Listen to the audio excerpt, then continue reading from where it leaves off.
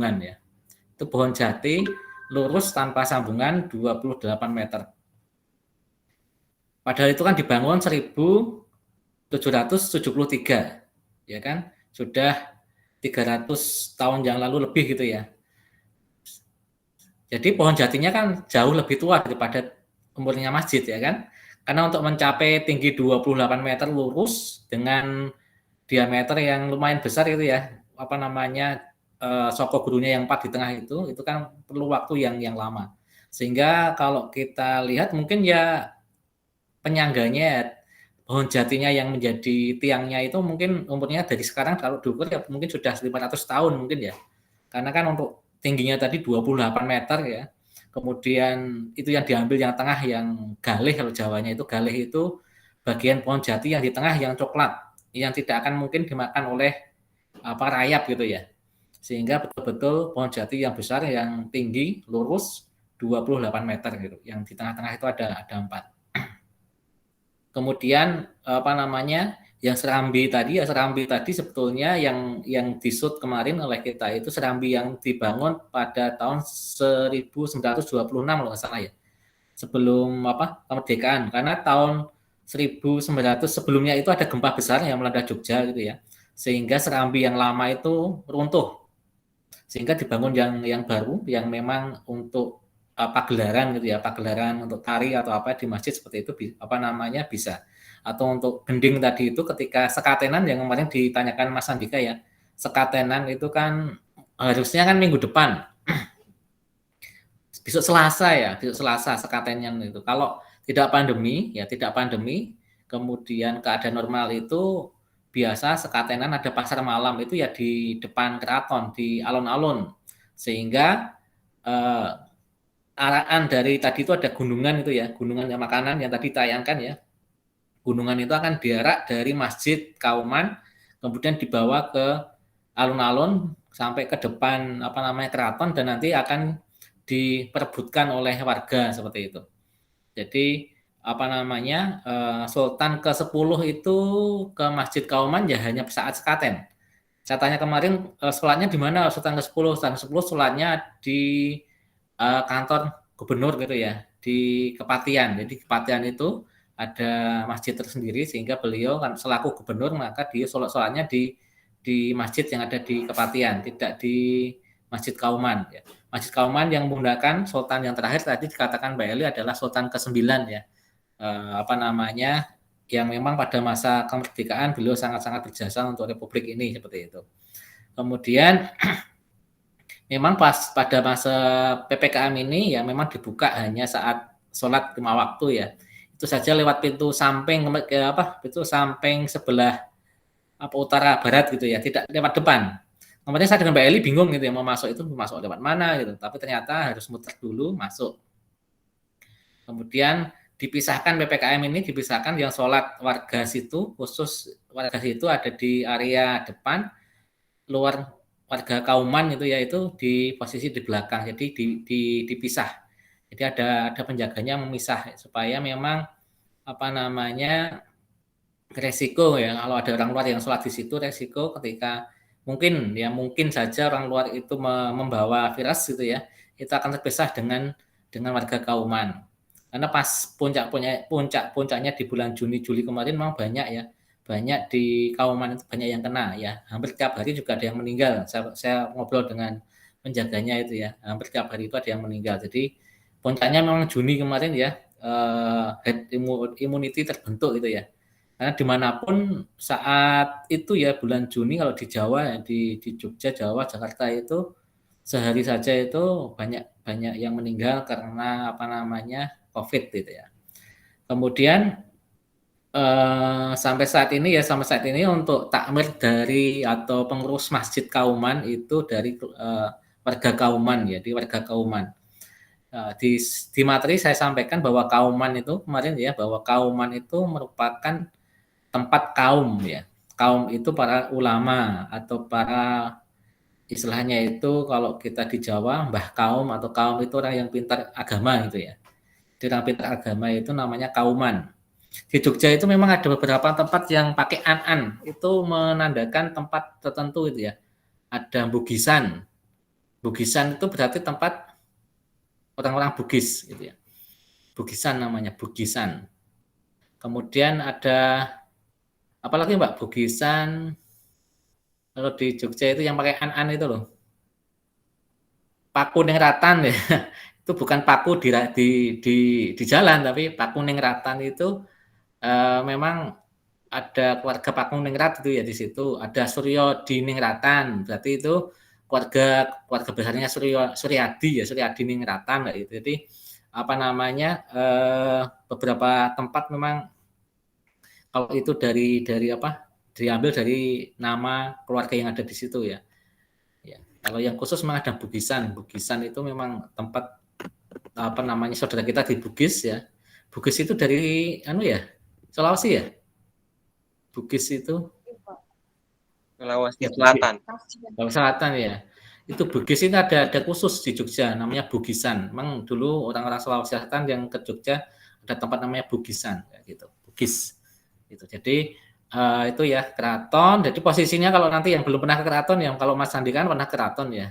Keraton itu menghadap ke utara, ada alun-alun, di baratnya itu ada Masjid Gede Kauman itu. Kemudian di timur alun-alun itu ada jalan ke timur dikit ya. Ke timurnya paling cuma 30-an meter Mbak Eli ya. Kemudian belok ke selatan nanti itu Wijilan. Jadi tadi Pelengkung, namanya Pelengkung ya. Beteng atau apa ya?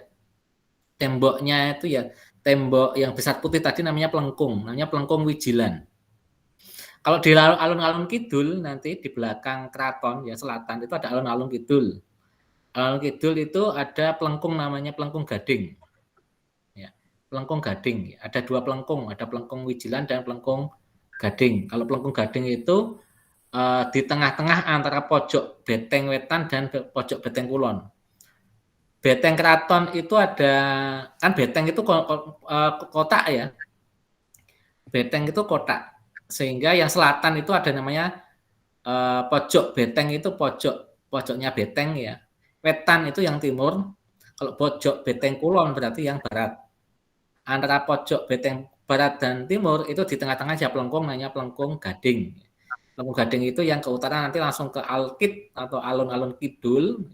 Itu kalau malam rame ya. Kemarin malam Minggu kemarin sangat rame Mbak Eli ya di CCTV-nya Pemkot itu malam Minggu kemarin sangat rame ya. Ya, CCTV-nya Pemkot ya kalau kalian buka IG atau apa itu malam Minggu kemarin terpantau rame Alkitnya, alun-alun kidul. Dan memang di situ memang ada mitos.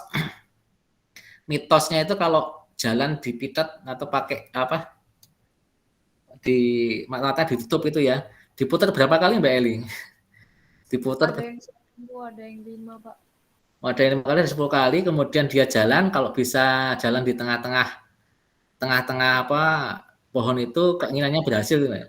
Ya iya, keinginan untuk lewat di tengah-tengah beringin berhasil ya kan. Dia kan inginnya kan bisa lewat di tengah-tengah apa namanya, di tengah-tengah pohon beringin itu ya. Keinginan berhasil ya, memang berhasil melewati 2 beringin itu. Tapi ya mitos, banyak mitos di Jogja memang ya. Mitos. Iya, Pak. Kemudian lanjut tadi ya tentang gudeg ya, gudeg itu memang manis, memang khas di Jogja itu masakan itu manis. Kalau di Jawa Timur itu lebih ke gurih ya. Kalau di Thailand kan asam ya, kecut gitu kalau di Thailand. Kalau di Sulawesi saya nggak tahu, lebih apa Mbak Eli? Kalau di Sulawesi itu masakannya? Kalau di Sulawesi nggak ada gudeg ya Pak. Nggak ada gudeg. Mungkin kalau di tempat saya sih itu nangka muda yang dimasak, tapi bumbunya pedas. Kalau di Jogja benar-benar manis sekali Pak. Yang lain ada nggak? Yang pernah makan gudeg di Sulawesi ada nggak? Atau di Sumatera, di Kalimantan? Kalau setahuku enggak ada Pak. Kalau itu nangka di masak santan juga tapi gurih-gurih begitu. Jadi memang manis ya. Gudegnya itu manis, jadi pakai gula. Kalau orang Jogja itu memang masak itu kalau dicolok itu maksudnya ya. Kalau itu masak itu dikasih bumbu pakai gula biasanya. Tapi khusus untuk gudeg itu memang manis. Ada yang kalau nggak suka manis, masakan manis ya memang nggak suka gudeg. Tetapi kalau suka masakan yang manis, Ya, sukalah kayak gitu. Manis pedes. Pedes kenapa pedes ya? Karena memang ada krecek tadi ya. Krecek itu ya dari kulit sapi ya, dimasak pedes itu ya. Yang itu ya, krecek ya namanya. Kemudian itu ada tempenya, tempe pedas tempe pedas di sayur pedas sama kreceknya itu satu paket. Kemudian ya gudegnya ini kalau lauknya itu bisa ayam dan telur nggak? Aduh, saya lihat kayak gini malah ini pengen makan ini. Ini Mbak Eli juga belum sarapan nih kelihatannya. Oke ya. Jadi gudeg ini memang masaknya lama ya. Kalau yang asli itu masaknya berjam-jam ya. Minimal 3 jam untuk membuat matang si gudeg itu minimal gitu ya. Sehingga memang lama seharian untuk praktek membuat gudeg itu. Kemudian kalau di kampus 3 UAD dekatnya itu ada gudeg namanya gudeg pawon. Mbak Eli ya, di kampus 3 itu utaranya itu kan ada gudeg pawon. Gudeg pawon itu bukanya jam 11 malam. Tahu nggak Mbak Eli? Nggak tahu Pak, soalnya saya belum pernah masuk. Oh, kampus 3 utaranya itu. Gudeg pawon itu bukanya jam ya 11 malam atau jam 10-an malam lah itu. Itu dinamakan pawon. Pawon itu dapur ya. Jadi gudeg pawon itu pembeli itu langsung ke dapur. Masuk ke dapur, ambil sendiri itu ambil apa namanya makanannya itu prasmanan sendiri, kemudian baru nanti bayar kayak gitu. Itu gudeg pawon itu dekat dengan kampus 3-nya UAD. Ya, sebelum saya pindah ke kampus 4 ini dulu di kampus 3 itu saya juga belum pernah sih malam-malam makan ke gudeg pawon ya. Udah 11 malam makan nanti tidur ya dari segi biologi nggak bagus ya. Tapi kalau pelancong-pelancong itu kan pada makan malam gitu ya sebelum apa yang lain kayak gitu. Apa namanya mereka juga ngantri di situ. Itu cepat habis itu juga. Gudeg pawon itu. Dan nanti kalau kalian sudah ke Jogja silakan ya. Pesan ini bisa kemarin itu GoFood-nya banyak Mbak Eli ya. Yang GoFood yang antri GoFood kemarin banyak sekali ya di sana di Gudeg Wijilan kemarin ya. Jadi itu bisa pesan ya.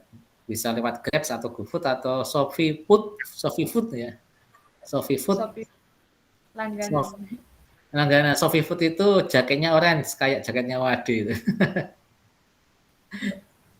Kalau yang punya jaket Wade, jaket Alma Mater Wade nanti yang belakangnya di sablon Shopee Food itu tinggal dipakai Mbak ya. Beda jahitannya sih. Oke, itu ya pengantar dari saya dan Mbak Eli ya. Silakan kalau kita diskusi saja lah, kita ngobrol ya tentang Wasit Kauman dan Gudeg Wijilan. Memang hari ini harusnya memang batik, tapi kemarin ada yang pesan jangan biarkan Mbak Eli batik sendiri itu ya, sehingga ya kita ubahlah. Hari ini tidak batik. Oke, ada yang atau dari kalian yang pengen ditanyakan, monggo kita ngobrol saja, ngobrol santai itu ya. Ini belum semua masuk ya. Ini Pak untuk bulan dari tadi saya Pak itu kalau sedang ada kedukaan. Jadi saya bilang tidak join tidak apa-apa. Sedang apa? Sedang ada kedukaan Pak. Oh kedukaan. Oh ya. Asal nanti suruh melihat materinya ya, materinya baca kemudian sensi seperti itu. Karena kan kalau seperti itu kan di luar di luar kehendak kita gitu ya. Oke. Kemudian Mbak Umul ini yang kemarin ada acara, hari ini nggak ada acara, ada yang ditanyakan atau apa Mbak Umul, atau ada yang ingin disampaikan? Iya Pak. Jadi yang saya pikirkan itu tadi banyak sekali tempat-tempat itu yang melambangkan seperti Islam, seperti ihsan, iman, terus banyak makna-makna yang baik yang dapat kita ambil. Tapi ada tanggapan atau isu negatif tentang kebudayaan di Jogja, Pak, yang masih bisa dikatakan masuk kategori animisme atau dinamisme.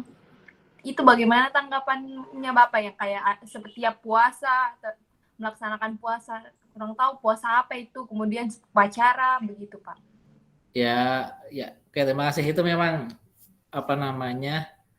di Jogja itu ada Islam namanya Islam Kejawen. Jadi dari sejarahnya ya, makanya kan saya sampaikan ada sejarah ketika Panembahan Senopati mendirikan keraton Mataram Islam itu kan masih memakai suasana Hindu juga ya kan. karena memang terkait dengan kerajaan Pajang itu juga Islam tapi ada yang Hindu, sehingga ketika ke Jogja membangun kota kerajaan Mataram Islam, maka nuansa Hindunya masih,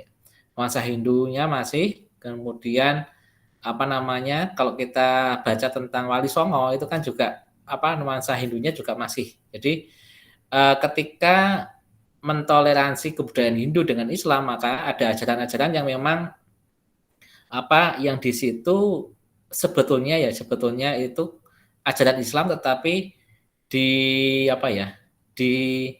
dibuat seperti Hindu kayak gitu. Misalkan ajian Kalimosodo gitu ya.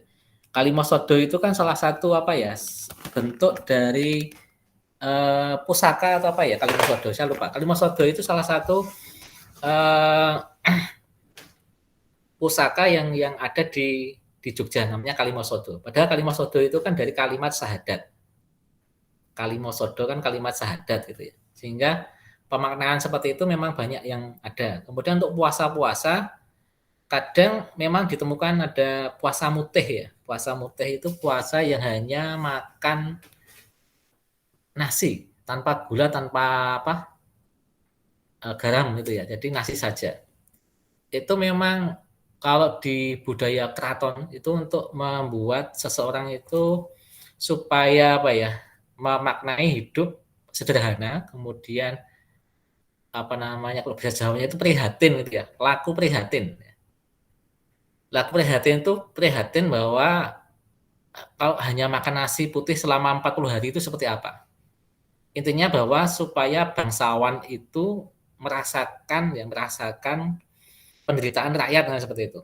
Sehingga lakunya laku prihatin. Supaya laku prihatin maka dia puasa mutih. Mutih itu hanya makan tadi itu nasi saja.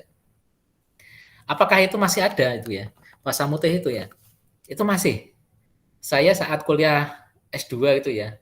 Itu salah satu teman saya itu dia masih keturunan Solo. Solo itu kan juga ada sangkutannya dengan Jogja itu ya. Jadi dia tak tanya loh kok hanya makan nasi Mbak? Ya maaf baru mutih itu. Berapa hari? 40 hari. Jadi dia cewek keturunan Solo gitu ya. Dia masih punya gelar apa gitu ya. Pas Solo itu kan ada gelar-gelar yang sertifikat gitu ya. Sehingga dia lakunya laku mutih. Padahal dia itu kaya Mbak. Mobil di rumahnya itu 5. Bisnya nggak kehitung karena dia suaminya itu bisnis transport untuk haji gitu ya. Dan pertuanya itu jenderal gitu. Dia sendiri sekarang dosen. Dia dosen tetapi tadi itu laku mutih supaya bisa merasakan laku prihatin gitu. Ya, seperti itu. Sehingga kedermawanan terhadap rakyat itu terbentuk. Intinya seperti itu. Laku-laku prihatin yang dilakukan oleh keraton itu supaya membuat mereka itu merasakan bagaimana rakyat ya menderita atau supaya kedermawaan itu ada, laku-laku mutih seperti itu. Itu Mbak ya, itu salah satu contoh yang masih ada gitu ya. Puasa yang memang tidak ada syariat di Islam, tetapi itu memang bentuk laku dari para bangsawan sebetulnya ya puasa mutih itu supaya mereka ikut merasakan bagaimana rakyat itu ketika kekurangan makan. Kan zaman dulu kan juga banyak yang kekurangan makan. Ya, seperti itu. Itu Mbak Umul yang mungkin lebih mungkin membuka semacam diskusi lagi gitu ya. Mungkin yang lain yang mau ditanyakan? Saya Pak. Oke Mbak. Ya Pak, yang mau saya tanyakan itu apakah ada aktivitas tersendiri di Masjid Kauman itu kecuali untuk beribadah Pak? Kecuali dan saya juga mau tahu arti ada tadi yang ditunjukkan sama Kak Eli itu di Masjid Kauman itu arti saya mau tahu arti dari aksara Jawa itu Pak, karena saya tidak tahu bahasa Jawa. Ya, mungkin nanti Mbak Eli saya sudah lupa ya. Saya dulu bisa membaca bahasa Jawa, Hono Coroko ya. Hono Coroko ya. Hono Coroko itu kemudian Doto Sowolo, Podo Joyonyo Mogo Botongo. Itu kan kisah tentang apa namanya, cerita dua orang kesatria yang saling bunuh-membunuh ya.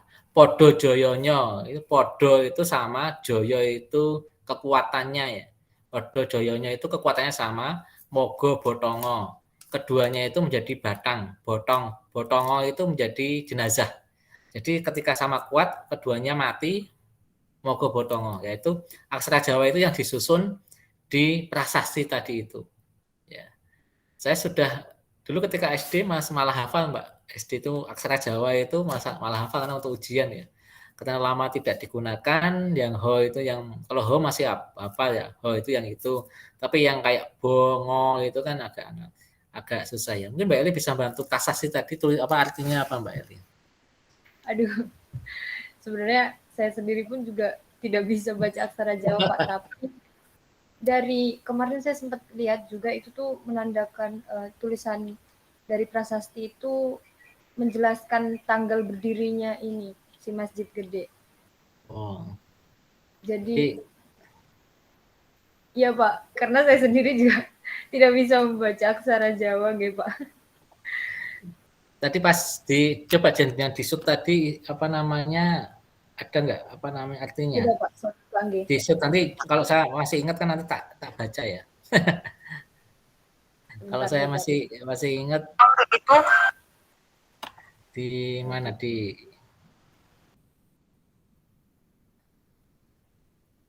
aksara Jawanya kayak apa? Kalau saya ingat nanti saya baca ya.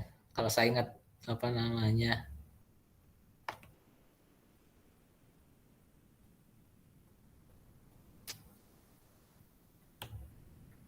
Bukan yang aksara Jawa ya, Mbak ya. Prasasti ya, pasti Masjid Kauman dan Jawa.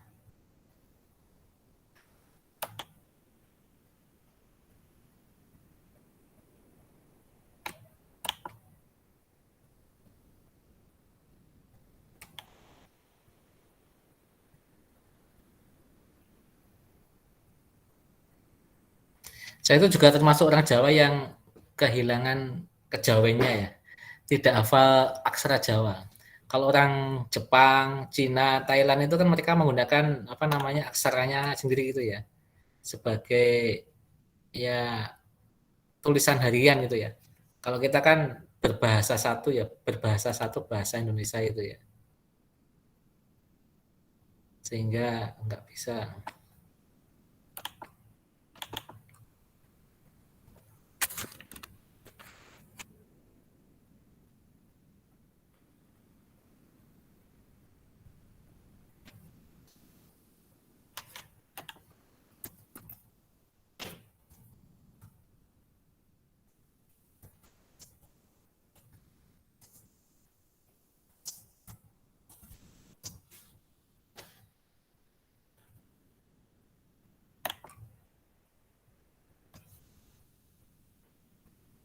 Belum ketemu, Mbak? Itu ya. Aksara Jawa. Mbak itu. Jadi gini aja. Kita buka tentang anu aja, Mbak. Apa namanya? Itu intinya kan saat itu didirikan ya. Didirikan Masjid Agung atau Masjid Gede Kauman pada tahun 1773. Ini aja kita buka tentang anu Mbak, huruf Jawa aja lah, huruf Jawa ya.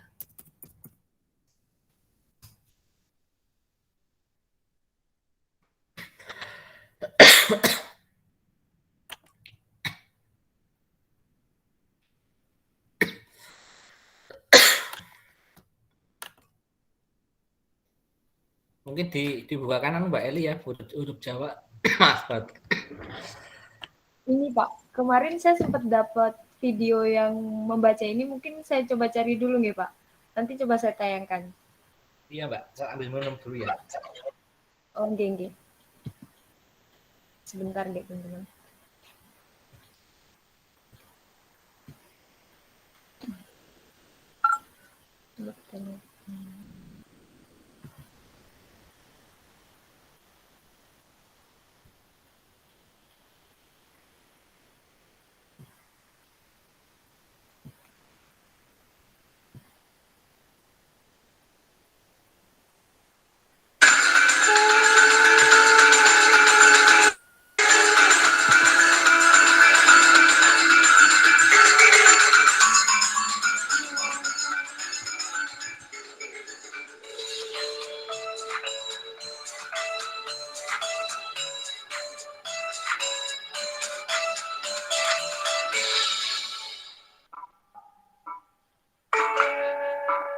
Masjid Raya Yogyakarta atau Kagungan Dalem Masjid Gede merupakan bagian tak terpisahkan dari Keraton Kasultanan Yogyakarta.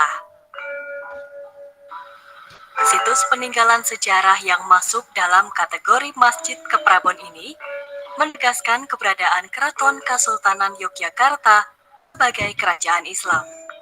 Di Masjid Keprabon ada masjid istana.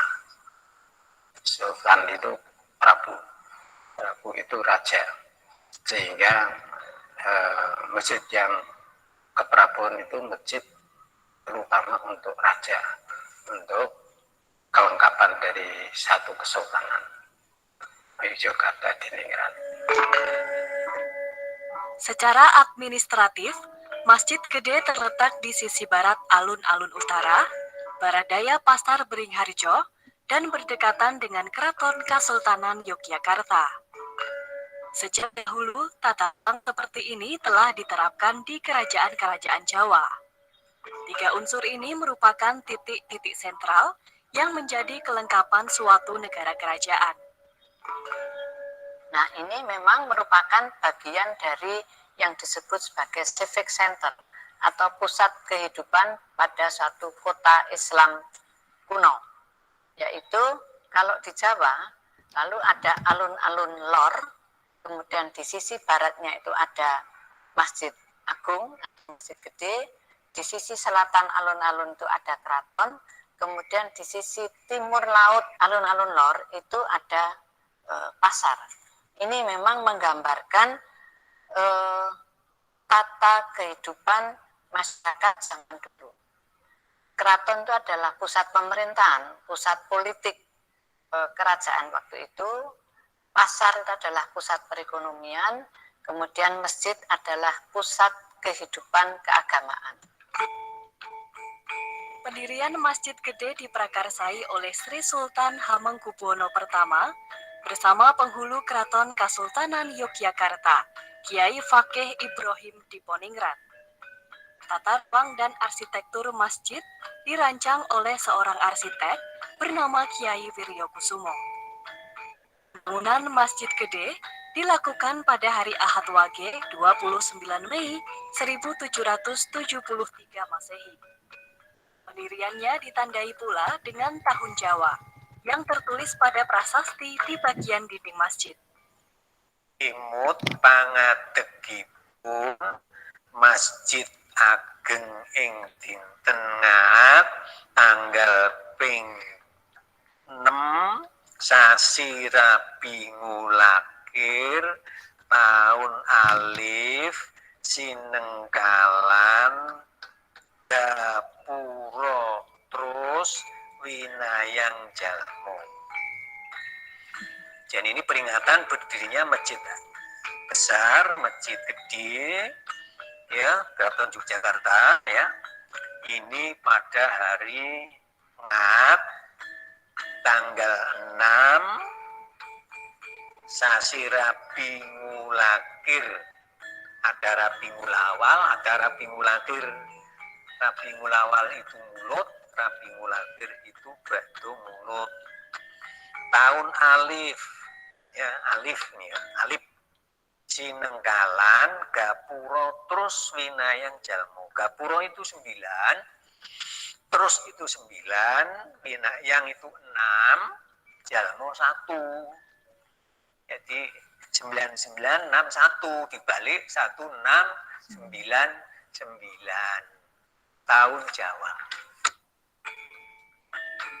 Selain digunakan sebagai tempat ibadah, dahulu Masjid Gede berfungsi sebagai pengadilan agama, terutama terkait masalah perdata. Serambi itu dulu dipergunakan untuk pengadilan. Namanya pengadilan Surambi. Pengadilan Surambi itu Mahkamah Al-Kabiro, jadi mahkamah agungnya. Jadi itu juga tempat pengadilan orang-orang Islam dalam hal hukum Islam, perkawinan, waris, kemudian mungkin juga masalah wakaf dan sebagainya. Pimpinan pengurus masjid adalah penghulu keraton yang berada di dalam struktur abdi dalam pamekaan. Salah satu abdi dalam penghulu keraton yang pernah bertugas di masjid ini bernama Raden Ngabei Ngabdul Darwis atau yang lebih dikenal sebagai Kiai Haji Ahmad Dahlan, pendiri organisasi Muhammadiyah. Jadi Kiai Penghulu itu ya abdi dalam itu membantu sultan ya. Jadi pegawai sultan, abdi dalam sultan, abdi sultan itu pegawai ya, atau petugas atau pejabat lah kalau gitu. Itu yang membantu sultan di bidang keagamaan. Maksurah itu pada zaman dulu fungsinya adalah tempat raja atau sultan kalau beliau sedang sholat di masjid.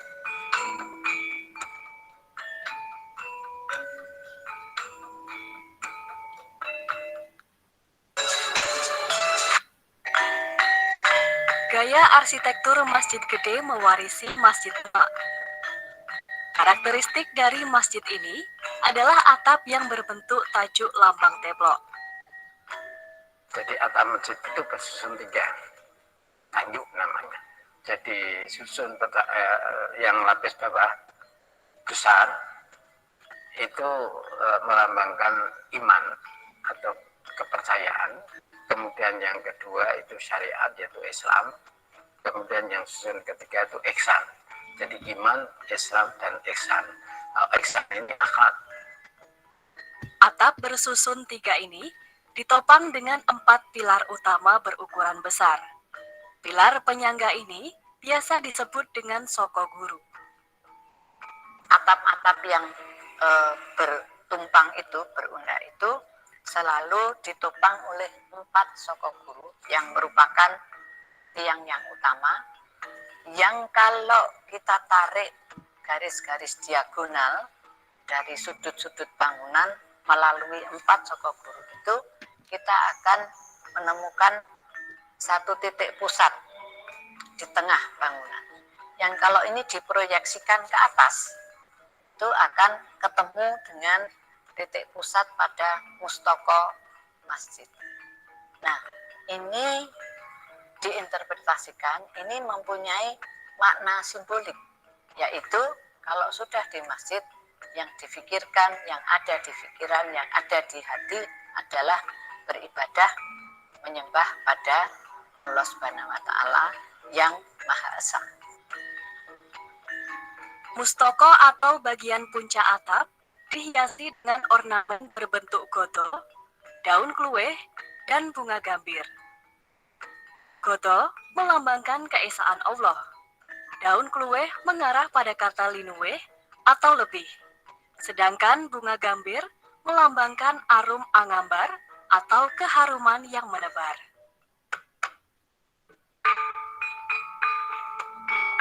Masjid Gede memiliki 2 bagian inti, yaitu ruang sholat utama dan serambi.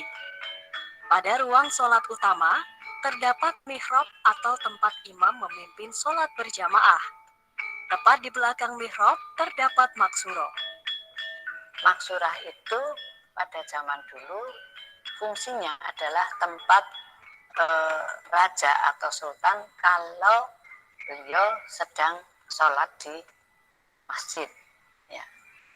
Awalnya maksurah ini dibuat itu pada zaman kekhalifahan untuk melindungi khalifah dari upaya-upaya pembunuhan. Ya.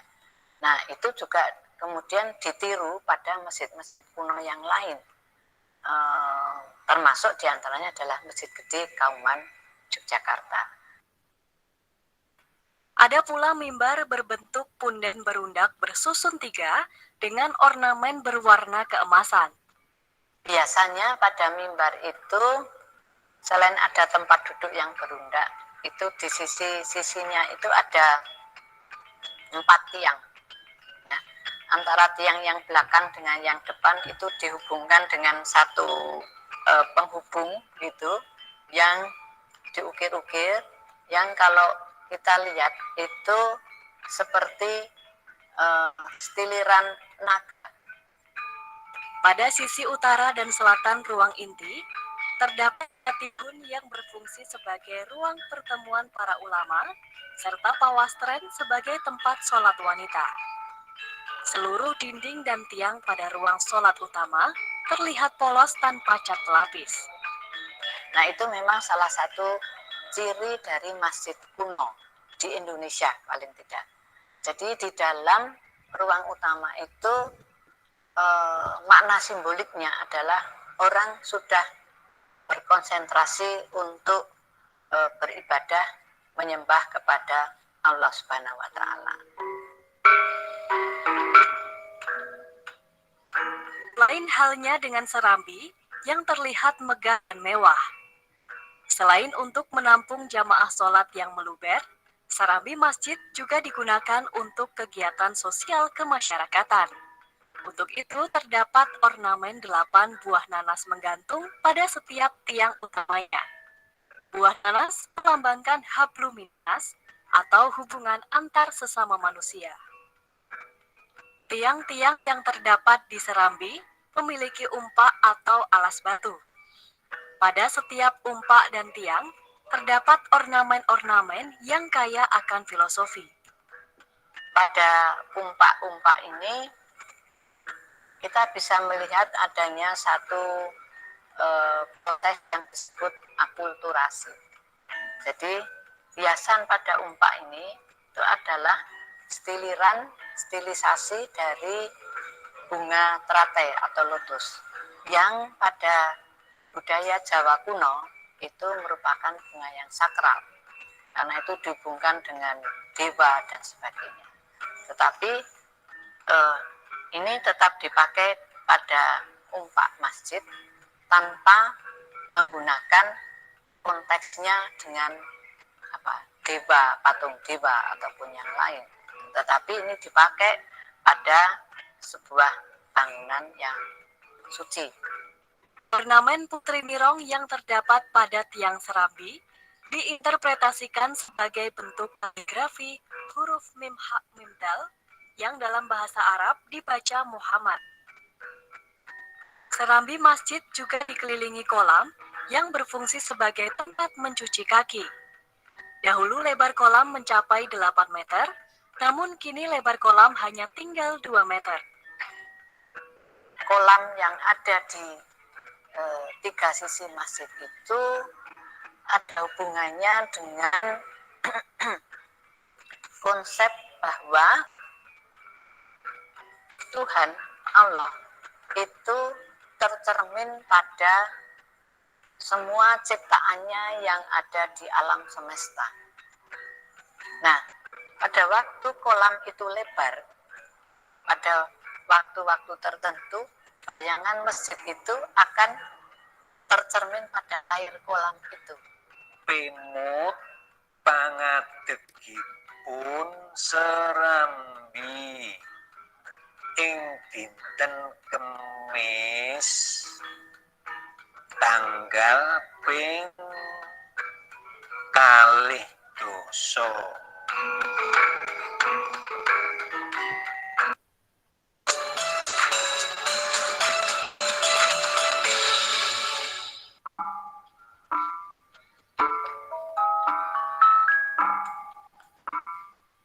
Dalam perjalanannya, Masjid Gede telah mengalami beberapa kali pemugaran.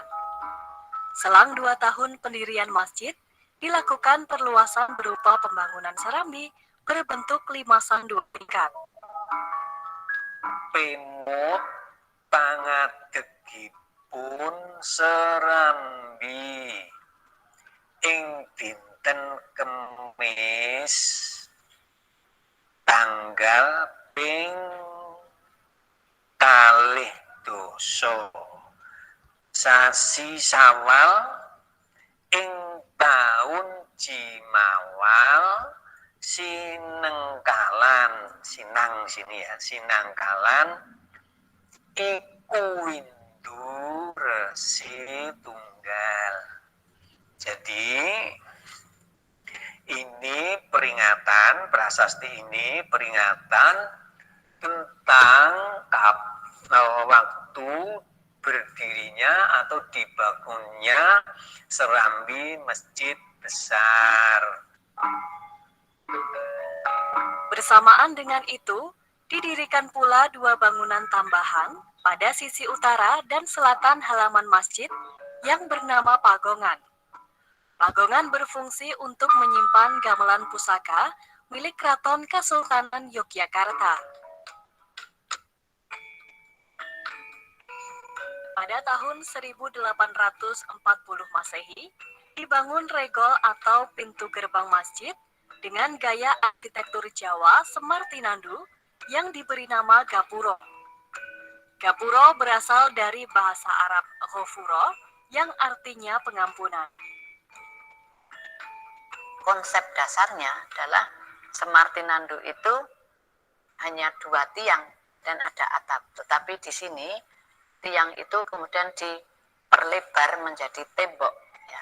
Karena memang untuk menunjukkan bahwa ini adalah pintu gerbang untuk masuk ke masjid kerajaan. 1860 Masehi terjadi gempa besar. Gempa ini mengakibatkan beberapa bangunan di Keraton Kasultanan Yogyakarta, termasuk serambi dan regol Masjid Gede. Jadi apa ini prasasti yang ini sekali lagi saya katakan memperingati bahwa runtuhnya serambi Munoro Ageng Masjid Ageng Yogyakarta karena terkena bencana gempa besar hari Senin pagi jam 5 tanggal 7 bulan Sapar tahun 1796 Jawa, sama juga dengan tahun 1284 Hijriah. Ini surambinya runtuh. Selang 2 tahun terjadinya gempa, serambi masjid dan regol Gapuro dibangun kembali. Pembangunan kembali regol Gapuro ini tercatat dalam prasasti berbahasa Jawa pada dinding Gapuro yang tertulis dengan Condro Sengkolo, Murti Trus Kirinoto atau 1798 tahun Jawa.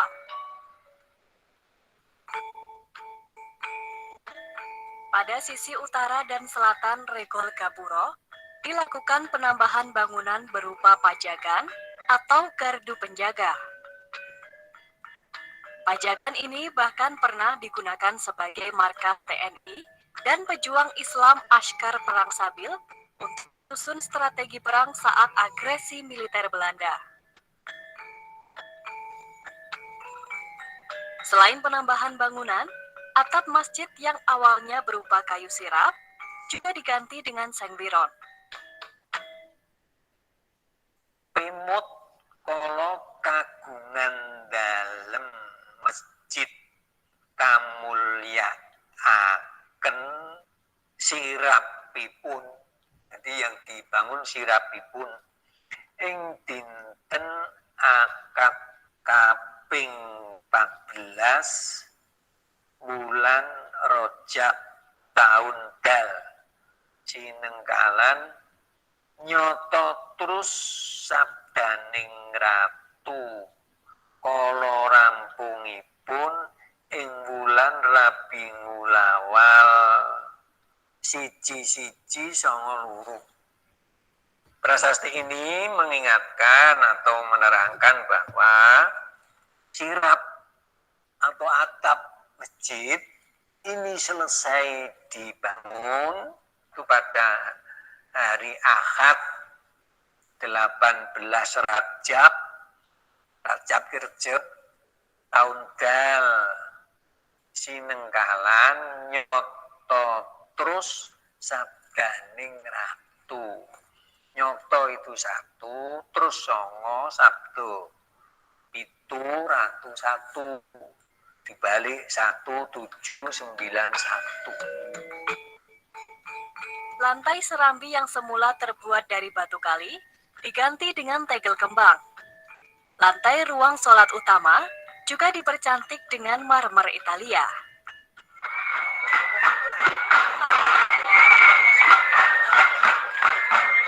Tiga kali dalam setahun, Masjid Gede digunakan untuk upacara tradisi keagamaan Keraton Kasultanan Yogyakarta, yaitu Garebeg Syawal, Garebeg Besar, dan Garebeg Mulut.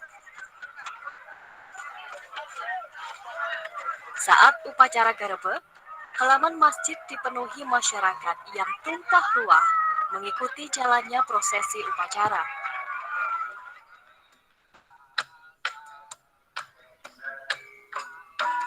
Setiap harinya, Masjid Gede selalu ramai dan banyak digunakan untuk kegiatan keagamaan. Terutama pada hari-hari tertentu, seperti bulan Ramadan.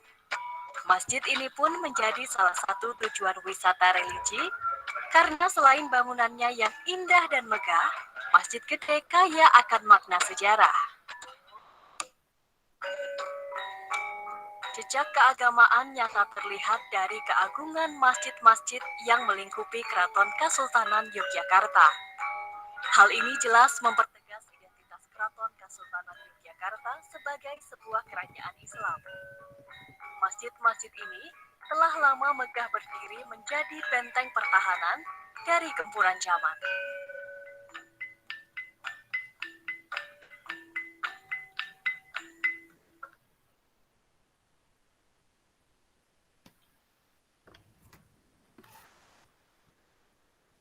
Ya, tadi itu tayangan lebih lengkap ya dari apa namanya tentang Masjid Gede Kauman ya. Kemudian maaf tadi ya memang rebutannya Mas Andika, rebutannya gunungan itu di depan masjid gitu ya.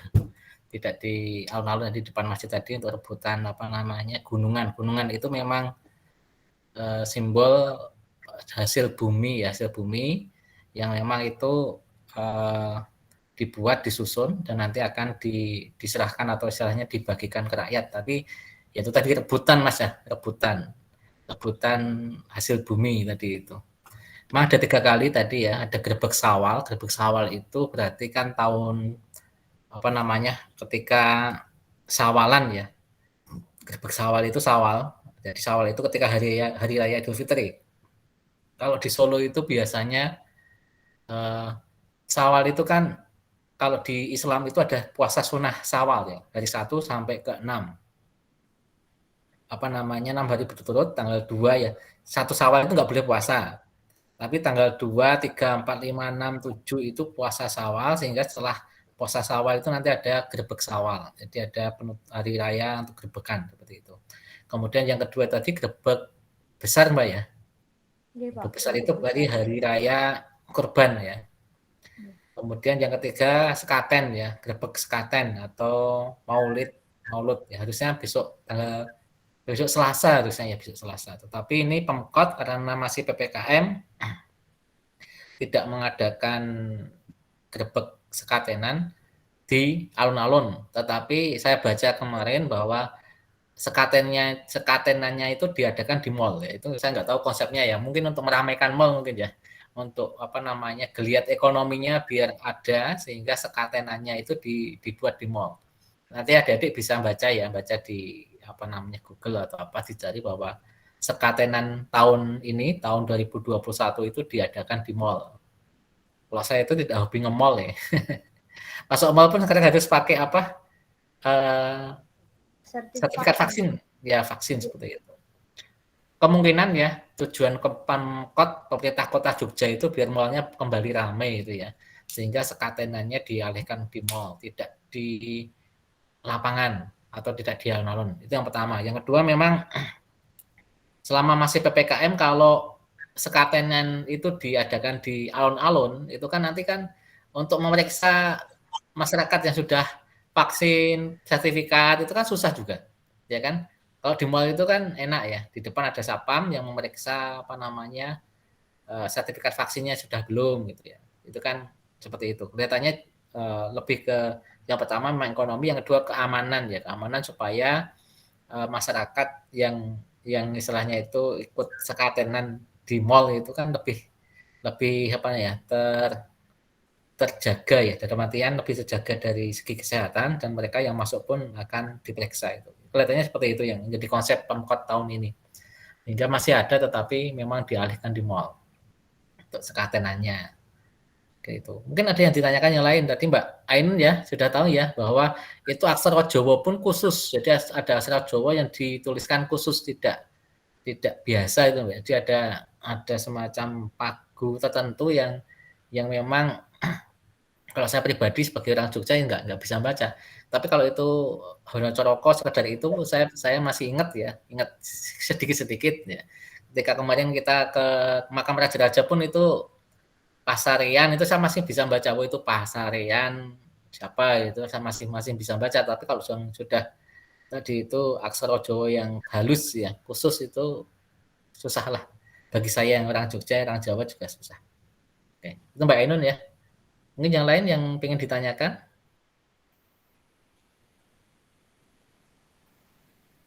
Tentang masjid atau gudeg.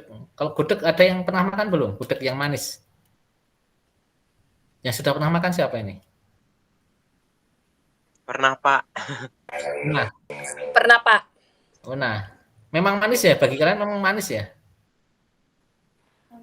Iya, Pak. Kalau di Sulawesi sama juga, sama seperti kayak pisang goreng yang dasarnya manis tapi kita pakai kan sambal. Jadi oh sama ya. Kalau di Jogja pisang goreng nggak pakai sambal Mbak. Kalau di Jogja pisang goreng ya tidak ada sambalnya. Sehingga ketika saya makan pisang goreng di Papua sana ya dikasih sambalnya juga kaget loh. Ketika ke pasar Sorong sana ya, di pasar sana sama penjualnya, sini Mas, ini dimakan ada pisang goreng ada sambalnya. Ada sambalnya. Baru tahu juga itu ya. Memang adatnya berbeda. Manis tapi pedas Mbak ya. Sama. Oke. Manis tapi pedas ya. Nanti kalau pas di Jogja jalan saja. Jajan bisa tadi itu. Jalan-jalan. Ini jadinya kalian ke Jogja kapan ini jadinya? Belum ada tiket, Pak. Ya, Pak. Bisa menunggu. Lagi nunggu kepastian, Pak. Dapat tiketnya. Oke. Nanti yang mengurus di UAD kan dari LPP ya. Jadi nanti ya, yang Pak. Ini juga di grup juga mereka buka bagi dosen yang mempunyai mungkin kos atau apa ya ditawarkan ke dosen-dosen dulu yang sekitar kampus 4 itu ya. Ya ditawarkan dulu siapa yang pengen menampung misalnya sebagai induk Semang atau sebagai bapak ibu kos itu ya. Baru ditawarkan di grupnya dosen-dosen. Jadi supaya nanti malah lebih enak ya. Misalkan ada dosen yang punya kos-kosan itu kan kalian lebih enak gitu. Koordinasinya lebih enak. Oke, mungkin ada yang lain yang ditanyakan selain tadi yang prasasti tadi. Kemudian ya kejawen ya Jawa kejawen itu masih Mbak ya. Kalau nanti pas di Jogja kalau mau malam-malam ke makam Raja-Raja silahkan. Malam Jumat Kliwon atau malam Selasa Kliwon itu ya. Itu banyak yang tirakatan. Tirakat itu ya orang Jawa itu kan laku prihatin sebenarnya itu ya. Laku prihatin tirakat itu kan supaya kalau aspek rohnya itu ya, rohnya lebih kuat Pak ya. Kan kita kan ada jasad ya, jasad itu raga kita ya kan supaya kuat kita olahraga. Kemudian ada aspek fikir ya, otak, kefikiran atau fikir gitu ya. Itu kan kita belajar ya, kalian kuliah itu kan untuk mengasah otak kita gitu ya. Kemudian ada aspek roh ya, roh itu kalau kita kan beribadah gitu ya. Kita beribadah ke Tuhan, ada yang laku tirakat orang kejawen itu kan sebenarnya itu untuk memperkuat rohnya, roh kejiwaan ya, supaya mereka itu lebih tahan banting lah sebenarnya itu. Jadi orang Jawa itu ketika laku prihatin supaya mereka sebetulnya itu supaya rohnya kuat, kejiwaannya kuat, tahan banting ya. Mereka misalkan ya harus malam-malam, kemudian menepi atau dalam artian di tempat yang sepi, tidak makan dan minum kan sebenarnya melatih kejiwaan ya sebetulnya ya. Sehingga kalau mereka nanti ada masalah kekurangan makan, tidak bisa makan seperti itu mereka tidak stres ya. Jadi ketika di perantauan orang Jawa itu kenapa lebih berhasil, maaf ya, kalian yang di Sulawesi keturunan Jawa, yang di Kalimantan keturunan Jawa, di Sumatera keturunan Jawa itu, karena orang Jawa itu biasa laku prihatin tadi itu. Laku prihatin itu ya puasa tadi itu, puasa yang mutih, kemudian tirakat, ya tidak makan, tidak minum, sehingga ketika orang Jawa itu trans ke Sulawesi, trans ke Sumatera, mereka berhadapan dengan hutan yang harus dibuka, seperti itu harus bertani dari awal, mereka sudah biasa laku prihatin, sehingga lebih kecenderungannya lebih berhasil ya, seperti itu. Ya bukan mengunggulkan orang suku Jawa, tapi memang ya adatnya orang Jawa itu seperti itu, ada laku prihatin. Bahkan kakek saya dulu, ya, almarhum kakek saya itu kalau sakit malah dia puasa 3 hari, tidak makan. Setelah itu sehat. Saya juga aneh ya, puasa malah sakit malah puasa, disuruh makan enggak mau. Suruh makan enggak mau. Sehingga ya kita juga ketar-ketir, tapi setelah puasa 3 hari dia kembali sehat gitu. Itu orang Jawa juga, orang Jawa asli ya. Simbah saya masih seperti itu ya, simbah saya. Oke.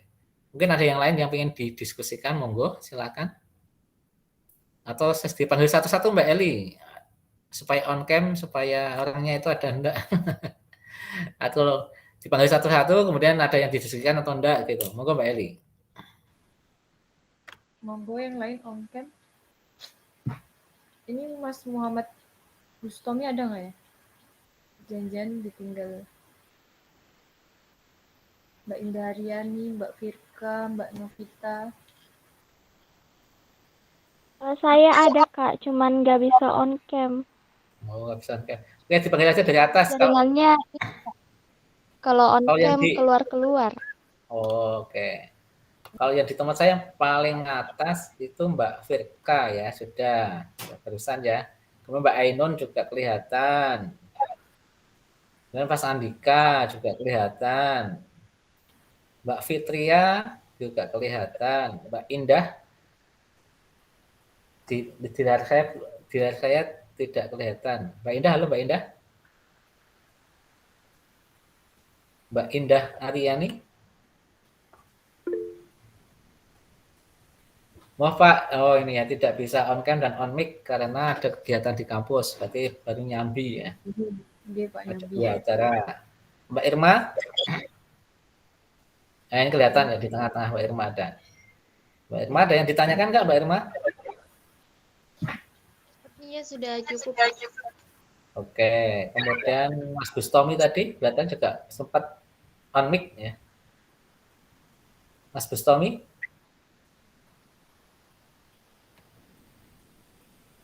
Dipanggil 3 kali, Bustomi. Mas Bustomi. Kalau kita ngetuk pintu kan 3 kali ya, manggilnya juga 3 kali. Kalau 3 kali dipanggil berarti tinggal ngapain nggak, kita nggak tahu. Pak mau nanya. Oke, Mbak Novita. Makanan Jogja itu manis-manis semua ya Pak? Makanan khasnya Jogja manis-manis semua ya Pak makanannya? Tidak semua, tapi pada umumnya. Tidak semua, tapi pada umumnya.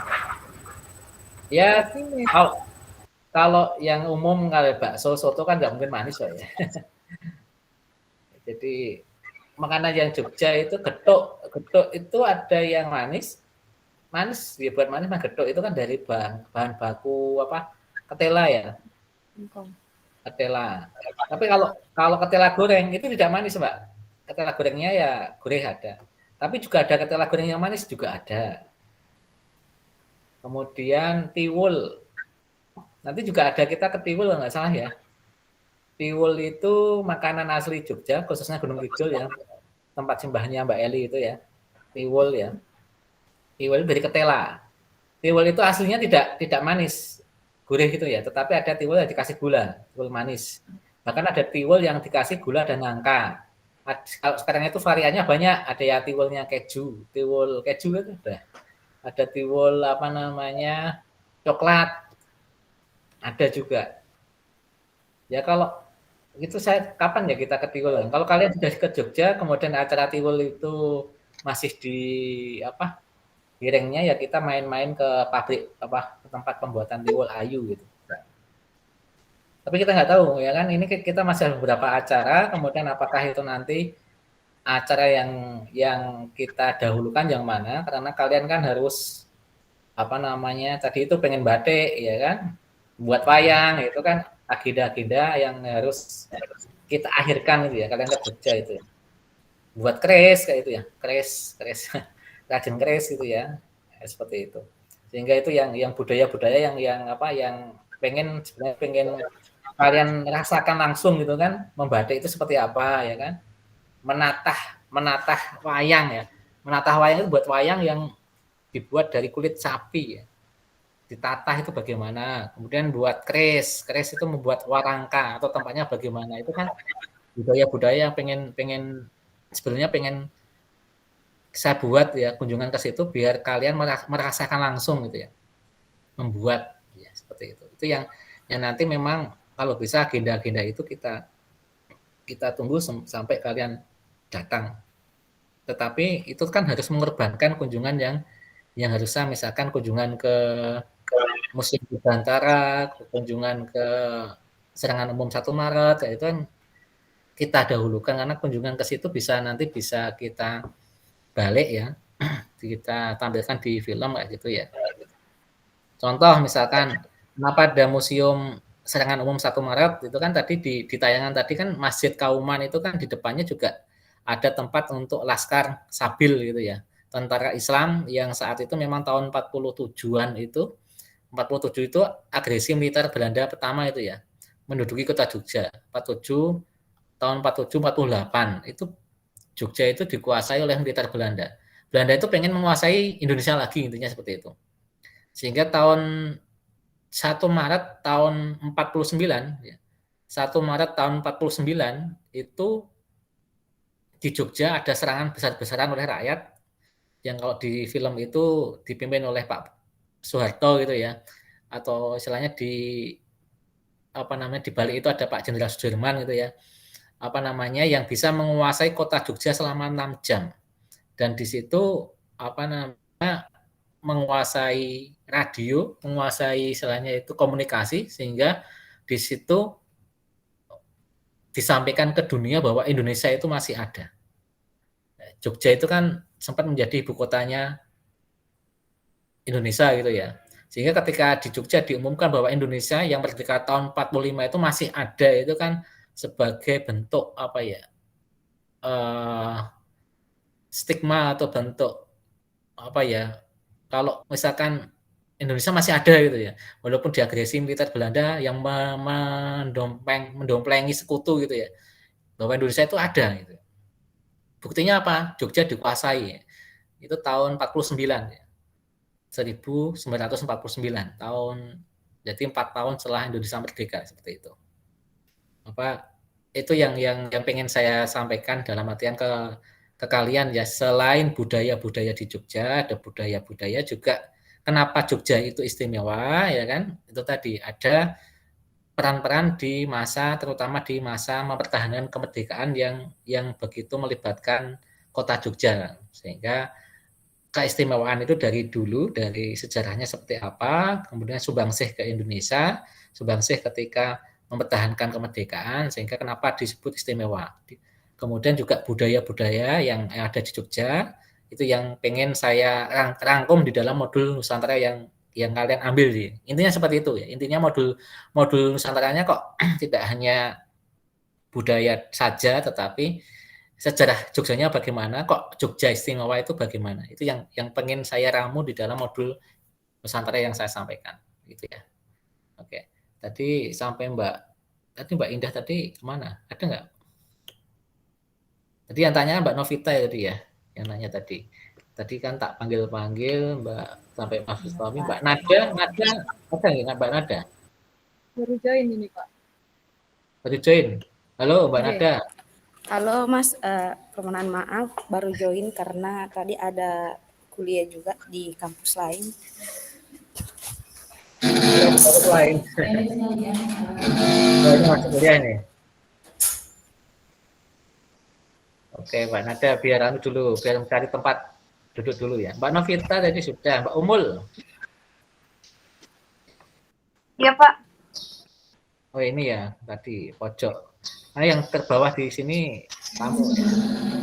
Pulau Mbak Bintang Indah Nur Najwa Ramadhani Buton. juga baru join tadi nih Pak. Siapa? Indah Nur Siapa? Ramadhani. Indah Nur Ramadhani. Oh iya, Mbak Indah. Satunya, Indah satunya.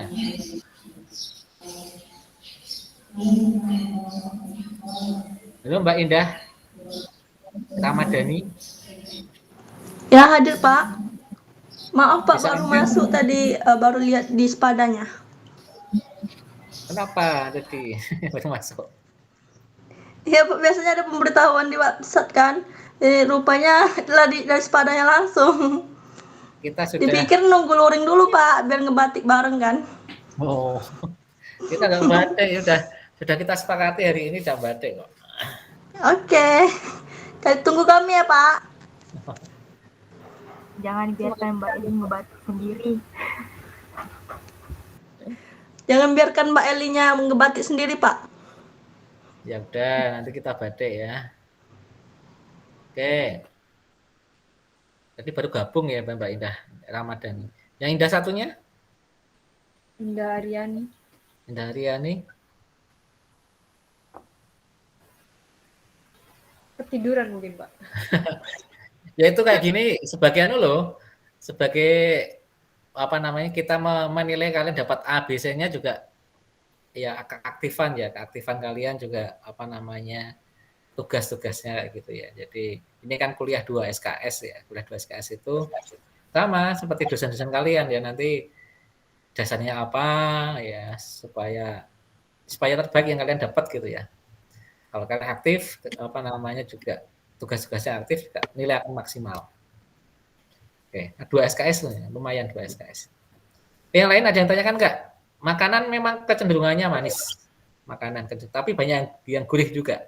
Sayur nangka gurih itu juga ada. Ibu saya sering buat gitu. Oke ya. Pak, tadi Bapak izin bertanya. Ya. Kan tadi ada yang beringin kembar itu. Nah, itu tuh dulu sejarahnya atau mitosnya tuh dulu apa gitu loh Pak? Kenapa jadi kayak dipelihara terus jadiin kayak apa sih? Salah satu wisata juga ya Pak, kayak kalau misalkan jalan ke situ bisa lurus kokoh gitu Pak. Itu dulunya gimana gitu. Sebenarnya tidak hanya di Keraton Jogja ya, kalau keraton kerajaan di Jawa tadi kan umumnya alun-alun itu ada beringin kembarnya ya. Alun-alun itu ada beringin kembarnya. Jadi beringin itu kan lambang apa ya? Kokoh gitu ya, Pak ya. Filosofinya kan pohon beringin itu kokoh, kuat ya. Dia menyimpan air kayak gitu ya. Tetapi kalau di alun-alun kan juga secara teknis itu sebagai tempat berteduh, secara teknis Pak ya. Itu kan lapangan ya, lapangan kalau di Keraton Jogja itu kan lapangan tempat berlatih prajurit gitu ya. Sehingga secara teknis mungkin tempat berteduh, tetapi secara filosofis ya sebagai lambang kekuatan, kekokohan gitu ya. Walaupun apa namanya sempat roboh juga ya Pak ya, beringinnya itu sempat roboh diganti yang baru kayak gitu ya. Itu seperti itu. Jadi dipelihara itu tidak yang saat ini tidak mungkin tidak yang usia sudah ratusan tahun, tapi beberapa waktu ada yang roboh diganti yang baru ya gitu. Filosofinya memang lebih ke kekokohan gitu ya. Tapi teknis penggunaannya ya bisa untuk tempat berteduh karena juga sekelilingnya dulu juga banyak pohon sekelilingnya dulu ya. Tetapi kan sekarang ini kalau kalian ke Jogja itu alun-alun itu tidak dapat diakses masuk karena di pagar ya. Di pagar itu sudah 2 tahun Mbak Eli kelihatannya Pak ya. Oke Pak, semenjak pandemi awal sepertinya sudah mulai dipagar. Oh iya, jadi ini ketika ada dana istimewa, dana is itu kelihatannya juga untuk memagari keraton gitu ya. Sehingga setahun sebelum pandemi pun Gusti Raden Pembayun itu menghentikan sekaten ya. Katanya sekaten tidak tiap tahun gitu ya, sehingga sebelum pandemi itu tidak ada sekaten. Tetapi setelah ada pandemi, ya tidak ada sekaten lagi, sehingga apa namanya 3 kali ini yang ketiga baru diadakan tapi oleh Pemkot di mall tadi itu Mbak, tidak di gitu. Itu tadi memang saya selaku rakyat Jogja menunggu apakah adat adat kerajaan Islam, adat itu akan tetap ada itu maksudnya rajanya nanti adalah adiknya dari sultan yang sekarang, atau keluar dari adat sehingga rajanya nanti perempuan, pembayun itu. Yaitu saya baru menunggu karena itu kan urusan internal keraton ya, dan itu memang berpotensi potensi konflik di keluarga keraton, berpotensi ya. Tapi ya saya selaku rakyat biasa ya hanya melihat, tidak bisa ngapa-ngapain Mbak. Itu urusan internal keraton ya, keraton yang nanti apakah meneruskan kerajaan Islam sebagai raja adalah laki-laki, dan ketika tidak punya anak laki-laki maka adiknya ya jadi raja, atau itu tadi keluar dari adat kerajaan Islam bahwa nanti rajanya perempuan. Karena sejarahnya itu kalau tidak punya anak perempuan laki-laki maka adiknya yang jadi raja. Itu pernah di Sultan Hamengkubuwono keberapa ya? 2, 3 saya lupa itu ya. Seperti itu. Jadi sultannya tidak punya putra itu ya, sehingga adiknya yang meneruskan. Gitu. Itu ya, itu Mbak Fitri ya. Di Jogja kita menunggu ya. Kita menunggu karena pergantian raja itu kalau sedo yang rajanya wafat. Kebetulan adiknya sultan yang dekat, adik kandung yang dekat itu sudah meninggal. Jadi apakah nanti ke adiknya lagi atau enggak, ke adiknya yang kedua misalnya seperti itu atau enggak, kita belum tahu. Itu kita tunggu saja ya Pak ya, kita tunggu saja tanggal mainnya. Karena memang itu kan ya terkait dengan kalau sekarang ini kan terkait dengan dana istimewa yang lumayan besar itu. Ya kita tunggulah, saya selaku rakyat biasa tidak bisa masuk di area kewenangan keraton itu ya, itu kan masalah internal dari keluarga dari raja itu ya, gitu. Mbak ya. Yang lain yang ingin ditanyakan? Mbak Eli sudah bisa buat gudeg belum Mbak? Belum Pak. Pakai gula itu mencoba manis itu ya, gula. Oke Pak, manis sekali kalau menurut saya lidahnya. Ya manis. Oke. Yang lain? Kalau saya, iya, monggo Mbak Eli. Enggak Pak, kalau saya itu kalau dari tadi Pak gudeg itu saya pertama datang ke Jogja itu gudeg bukan gudeg, getok. Itu orang jual getok tuh membuat saya heran Pak awalnya, karena kan mereka bawa ini ya Pak, bawa kayak speaker gitu, dan itu tuh bener-bener kenceng banget suaranya kayak orang pesta. Awalnya saya nggak tahu, dan katanya itu orang jualan apa, katanya getok gitu. Gaul sekali menurut saya, jualan getuk pakai speaker dan musiknya pakai toa Mbak ya. Ya. Jadi jualan getuk itu pakai gerobak dorong yang dikasih toa, dan lagunya lagu dangdut biasanya. Iya benar Pak. Getuk itu ya itu tadi dari ketela yang dihaluskan dan dikasih gula manis ya Mbak ya. Oke, manis.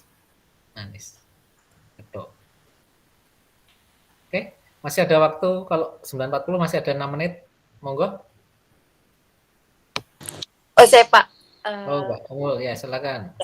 Tadi jadi makanan di Jogja itu yang paling menarik itu menurut saya yang dimanfaatkan bagian dalam dari sapi seperti itu Pak. Yang diangkringan biasa ada usus. Oh iya. Sih, Pak. Kalau di Sulawesi jarang sekali ada seperti itu. Itu angkringan banyak Mbak, angkringan banyak. Jadi sate usus ayam, jeroan sapi itu banyak Mbak di Jogja. Kalau jeroan di sini kayaknya dibuang Pak, tidak diolah begitu. Nah itu kalau ketemu orang Padang dibuat masakan Padang juga banyak jeroan Mbak Eli ya. Masakan Padang itu iso namanya. Jeroan ayam, jeroan sapi itu malah mahal kalau di masakan Padang ya. Biasanya itu. Kalau angkringan memang pelarian anak kos di waktu tanggal tua, Pak. Itu sekarang berapa Mbak nasi kucing itu berapa sekarang itu? Masih 2.000, 2.500. 2.500 sama ya. Tempat saya juga 2.500. Jadi nasi kucing disebut nasi kucing karena porsinya porsi kucing ya. Jadi ya kalau tanggal tua untuk ngisi perut lumayan lah. Nasi tempe Mbak ya, atau nasi sambal teri gitu ya. Sambal tempe. Atau nasi pakai, kalau tempat saya itu yang laris itu nasi pakai sambal lele. Jadi lele itu digoreng, kemudian dagingnya itu disambal. Itu laris itu kalau buka jam 5 saja, nanti setelah maghrib itu habis itu. 2.500. Okay. Itu pelarian kalau anak kelas. Ya.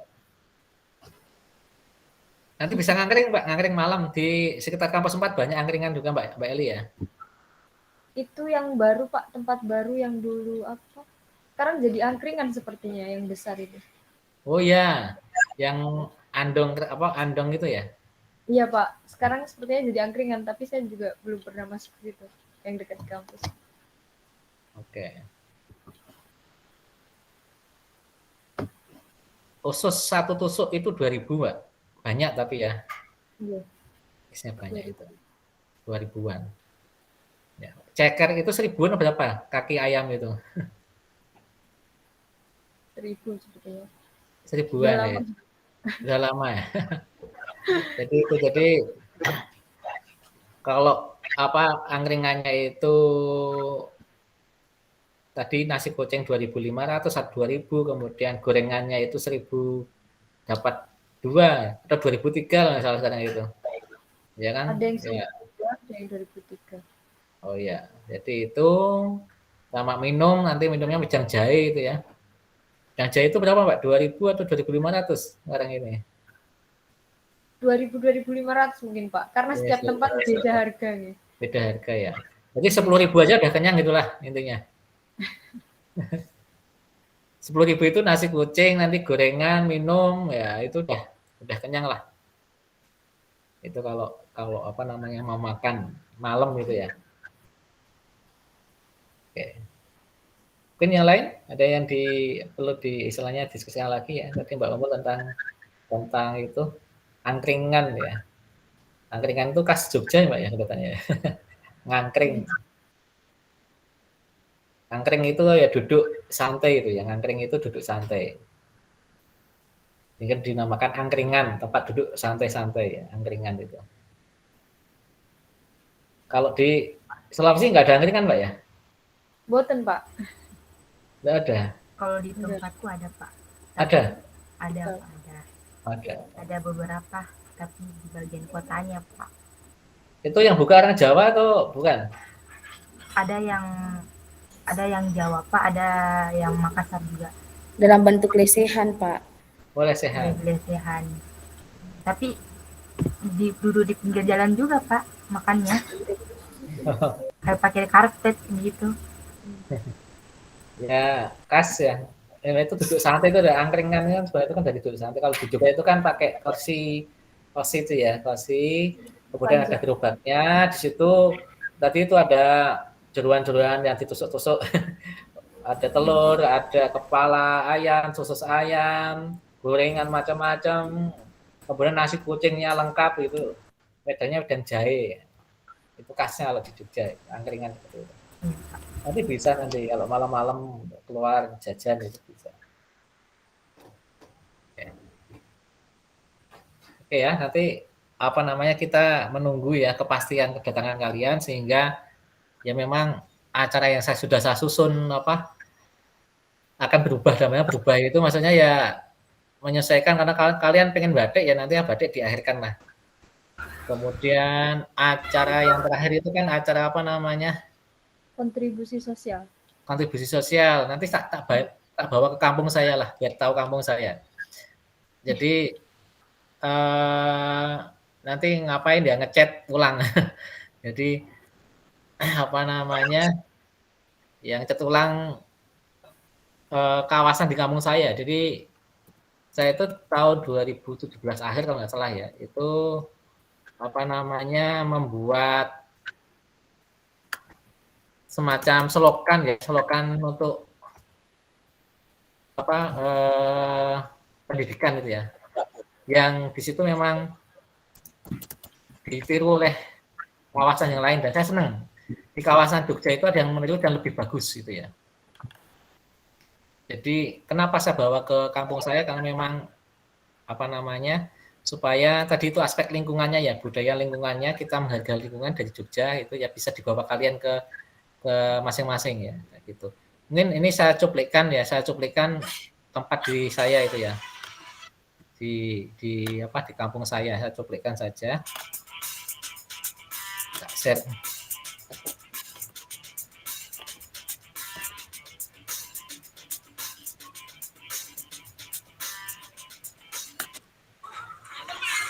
Ini ya, ini sekarang kondisi chatnya sudah pudar gitu ya. Kita memasukkan ikan ke dalam selokan, otomatis kan kalau orang Jawa itu ewuh pekewuh, jadi ada ewuh pekewuh itu semacam sungkan. Sungkan ketika ada warga yang melihara ikan kok masih buang sampah ke selokan. Dengan adanya selokan yang diisi ikan ini, otomatis warga itu mudah jarang sekali membuang sampah ke selokan.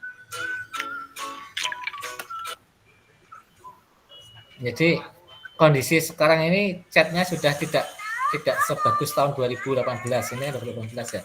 Sudah pudar karena pandemi, PPKM seperti itu. Sebelum adanya kalian edukasi ini, masyarakat ya biasalah membuang sampah ke selokan sehingga selokan ini penuh dengan sampah. Ya. Itu cuplian kenapa tak bawa ke tempat saya itu ya. Nanti kita di situ ya kita kontribusi sosialnya bagaimana membuat tempat itu menjadi menarik lagi gitu ya. Nah, saat pandemi ini itu tadi tempatnya jadi kurang begitu bagus. Nanti juga mungkin saya kondisikan dengan teman-teman pemuda biar nanti kalau misalkan pengen pentas seni atau apa ya kita buat pentas seni ya. Di situ ada jalan yang cukup besar, nanti bisa kita pentas seni. Kalau kalian di tugas yang lain kan membawa pakaian adat itu ya. Kalau nggak bawa pakaian adat nanti kalian nyewa di sini aja lah, daripada nyewa di sana, bawa ke sini habis mahal gitu ya. Nanti nyari di sini Mbak Eli ya, informasi tentang sewa baju adat kan ada Mbak ya? Oke Pak. Iya kan? Daripada kalian nyari beli di sana dibawa ke sini ya. Lebih baik kan nanti kita carikan tempat penyewaan saja. Kalian sewa aja lah kalau misalkan kita nanti di kontribusi sosial itu nanti ada pentas budaya ya. Karena di kampung saya itu ada gedung kesenian. Ada tempat khusus yang dibangun untuk pentas seni itu ada. Ada di lapangan yang khusus. Jadi nanti kalau kalian sudah ke Jogja, selain kontribusi sosial yang tadi itu kita untuk lingkungan ya di Kalen edukasi tadi, di selokan edukasi tadi, nanti kalau misalkan ada pentas seni ya kita pentas seni di gedung kesenian atau di perpus desa ya. Di perpus desa itu kita juga ada tempat yang ya bisa untuk pentas budaya seperti itu. Nanti enak lah, nanti saya tak komunikasikan dengan teman-teman pemuda di kampung. Itu Mbak Eli ya, itu nanti ya, nunggu kalian datanglah. Semoga secepatnya lah. Ya. Mungkin kalau untuk pentas seni ini teman-teman bisa siapkan dari sekarang ya.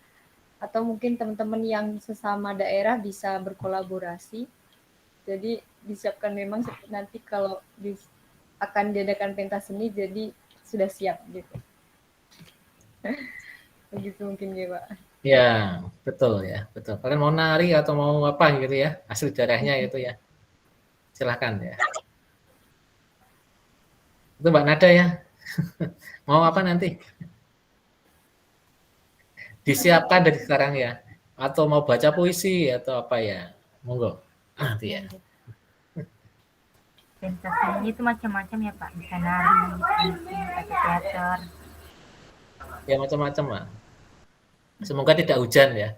Karena kita masuk bulan Februari kalau salah atau Januari itu ya untuk kontribusi sosial. Saya lupa ya. Februari awal sepertinya Pak. Kalau Februari awal. Januari. Ya.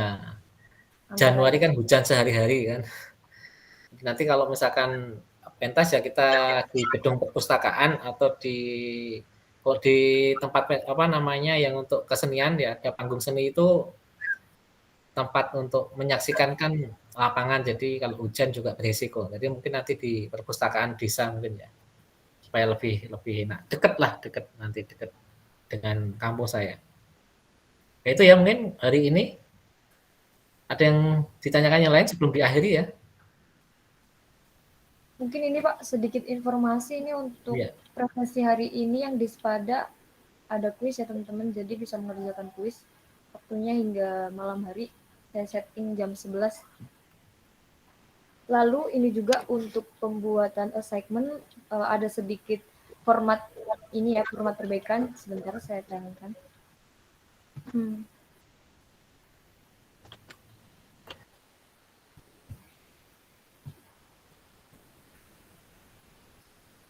Untuk format assignment ini saya sebentar.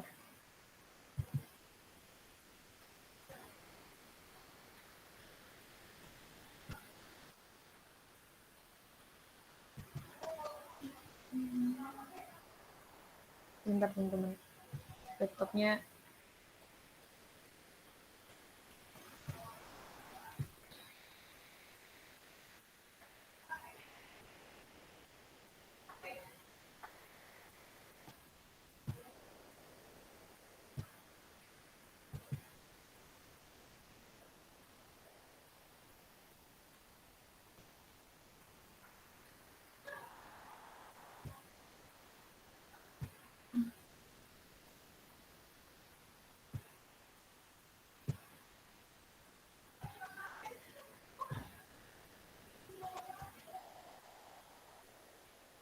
jadi ini ya teman-teman, untuk format laporan itu kemarin juga sebenarnya sudah seperti ini ya sepertinya.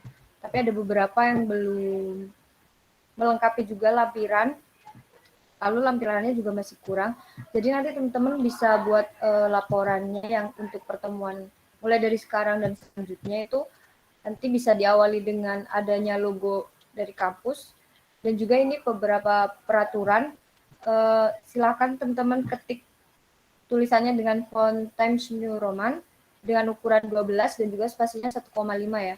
Lalu untuk marginnya nanti 2x2x2x2. Jangan lupa di kanan kiri.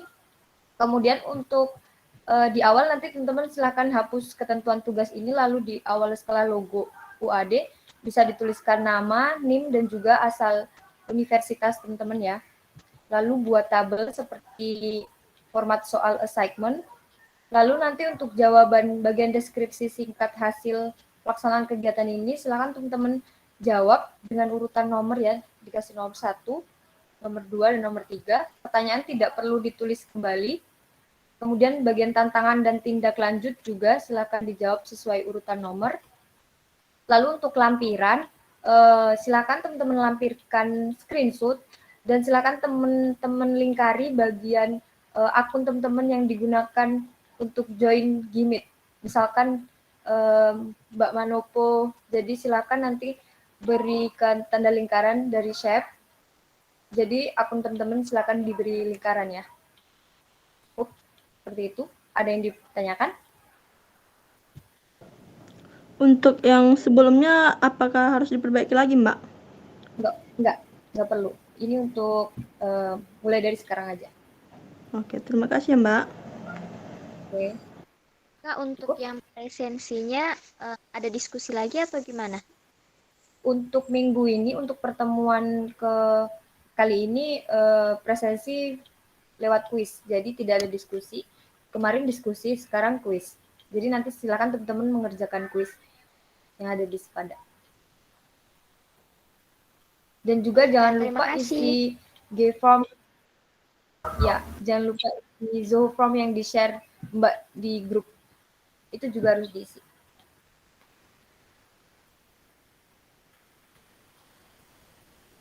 Ada yang ditanyakan lagi?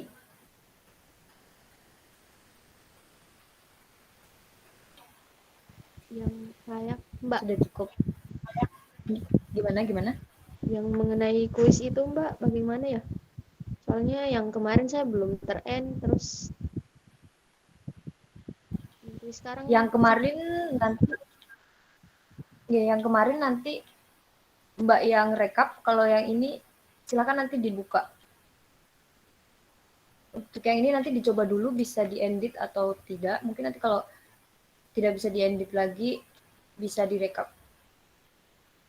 Baik Mbak, terima kasih. Oke, sama-sama. Mas Ismiko baru masuk. Iya Mbak, ini lagi apa? Ngerjain UTS juga, lupa kalau ada modul Nusantara. Nanti bisa dilihat video rekaman di share. Iya Mbak, baik Mbak, terima kasih Mbak. Udah UTS, tempatmu Mas Sismiko? Udah Pak, yang dari UGM udah UTS nih Pak. Semalam UTS kan tapi dikasih waktu sampai hari ini. Soalnya banyak soalnya Pak. Ngambil apa di UGM? Ngambil manajemen proyek teknologi informasi saya Pak, sama Pak Azhari. Jadi MBKM-nya itu ya, MBKM-nya yang itu yang masuk ke pembelajaran yang selain bonus ya, selain modul Nusantara ya. Iya Pak. Jadi kalau besok ke Jogja malah bisa ketemu dosennya itu Mas. Amin, mudah-mudahan Pak. Main ke UGM ya. UGM dengan Iya, di kampus 4 itu paling berapa menit ya? 15 menit? Oh, dekat ya Pak ya? Dekat sebenarnya Mas. Kalau 15 menit itu kalau 15 menit jalan kaki atau naik motor Pak? Naik motor karena banyak lampu merahnya Mas. Oh. Kalau dari segi jarak pun sebenarnya tidak terlalu Mbak Eli ya. Tidak terlalu Tidak terlalu jauh, cuma mungkin karena sering berhenti lampu merah kan Pak, jadi lama. Nah ya itu. Sekitar 5 kilo kalau nggak salah ya, 5 kiloan lah, 5 sampai 6 kilo. Kalau wajar itu kan ya cuma 5 menit. Kalau jalan lurus tidak ada lampu merah kecepatan 60 km/jam itu 5 kilo itu kan 5 menit, tapi kan ada banyak lampu merah ya 15 menit tadi itu. Ini Pak, kalau di Jogja itu sering pemadaman lampu nggak kira-kira? Mbak Eli yang di kota, saya di Bantul itu jarang ya. Kalau di Mbak Eli? Soalnya ini laptop agak soak sih baterainya kan tiba-tiba kalau ada pemadaman apa gitu agak susah juga. Enggak, lo Jogja enggak? Enggak ya. Hampir tidak pernah sih Pak. Mungkin kalau ada habis hujan kan ada pohon tumbang atau apa baru mati lampu. Ya itu. Biasanya kayak gitu kalau di Jogja. Jadi kalau ada pemadaman lampu itu biasanya kalau ada pohon tumbang yang kena listrik sehingga harus diperbaiki, dipadamkan. Kalau dari biasa enggak ada. Kalau cuacanya gimana Pak di Jogja Pak? Apakah panas? Tergantung nanti ya, kalian datang ke sini kalau udah mulai musim hujan ya ya hujan, tapi katanya hujan itu membawa kenangan nanti Mas. Iya Pak, terima kasih Pak. Ini sudah mulai mendung ya di Jogja ya. Ini saya di kampus 4 sudah kelihatan mendung ini. Tidak panas. Iya, tadi pagi sudah mulai hujan sepertinya. Iya, sebelum subuh tadi gerimis. Gerimis. Oke, yang lain yang mau disampaikan?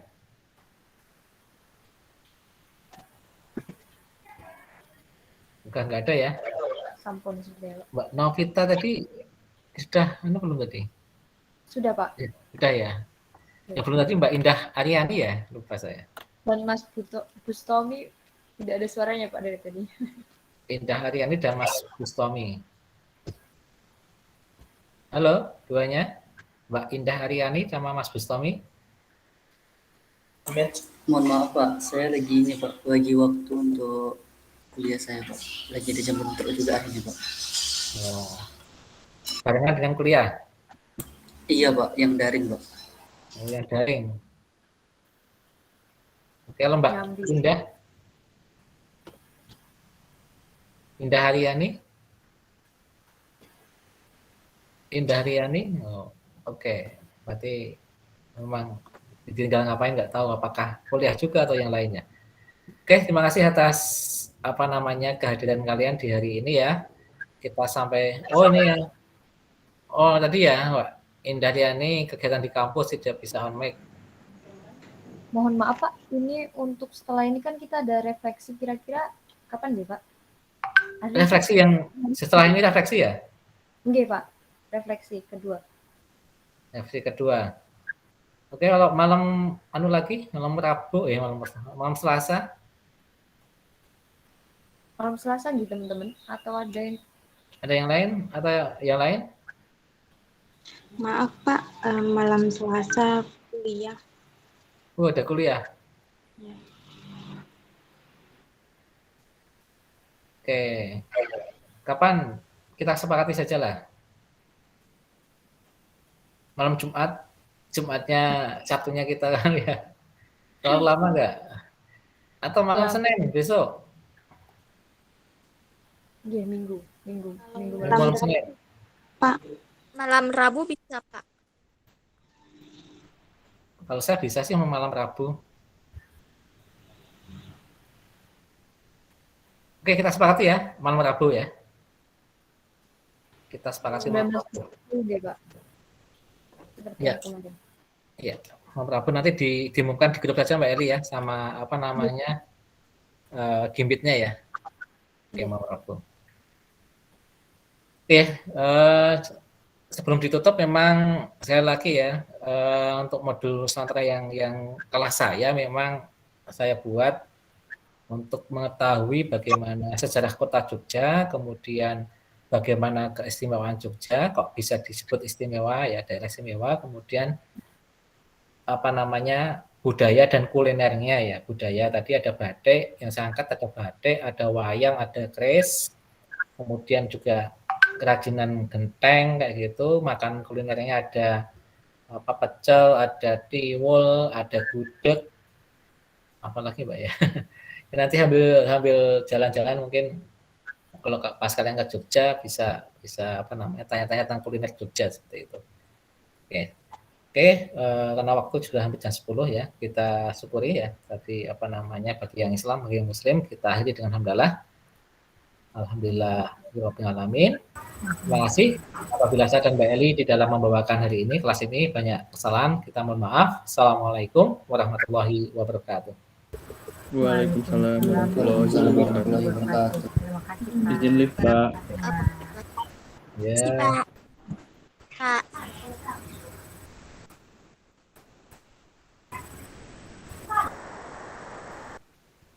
Ini Mbak Eli, saya jam 10 ini rapat lagi nih. Jadi saya pindah ke gimit satunya. Ada persiapan. Terima kasih Pak.